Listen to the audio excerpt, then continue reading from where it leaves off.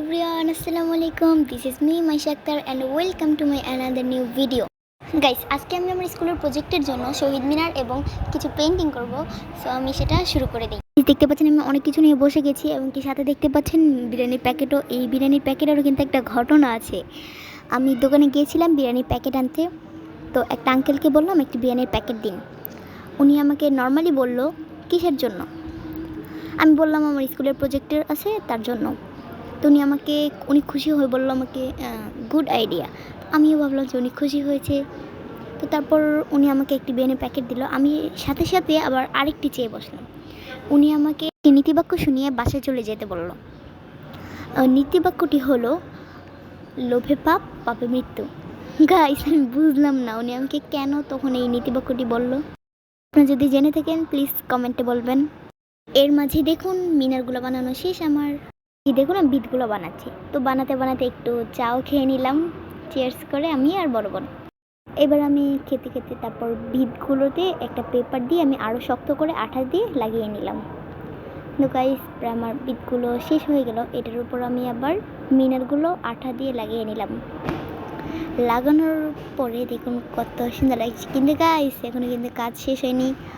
তো এবার আমরা ওই যে লাল বৃত্তের জন্য আমরা একটি কার্ডবোর্ডকে রং করতেছি লাল রং দিয়ে হয়ে গেলে এবার আমরা ফুলের জন্য রেডি করতে হবে।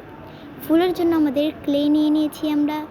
ক্লে নিয়ে আমরা এইগুলোকে বল বল করে মানে গুল গুল গুল গুল করে গুলিমুলুর মতন করে 5টি নিয়ে আটকিয়ে দিয়েছি। এবার মাঝখানে আরও একটি দিব, মাঝখানে একটি আর সাইডে 5টি। এবার আমি এই ক্লের ভিতরে এক ধরনের চামচ টাইপের থাকে যেগুলো দিয়ে আমি দাগ দিয়ে দিচ্ছি। দাগ দেওয়াতে কিন্তু আরও বেশি সুন্দর হয়ে যায়। তো এভাবে আমি দেখুন 3টে বানিয়ে নিয়েছিলাম। এবার আমি লাল বৃত্তটা আস্তে আস্তে লাগিয়ে দিচ্ছি। গাইস, আমাদের উচিত ছিল আগে লাল বৃত্তটা লাগিয়ে নেওয়ার।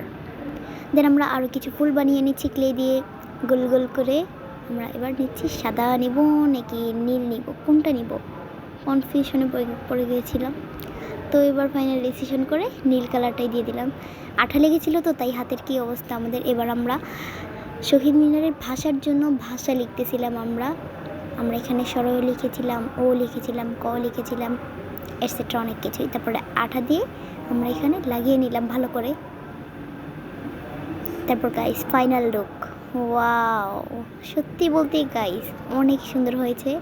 আপনারা যদি কোনো প্রজেক্ট এরকম কিছু থাকে বা এগুলো মানুষ সৌন্দর্যের জন্য শখের জন্য এগুলো বানায়, আপনারাও এগুলো বানাবেন। ওয়াও। আর গাইস দেখতে দেখতে শহীদ মিনারটা বানানো ডান।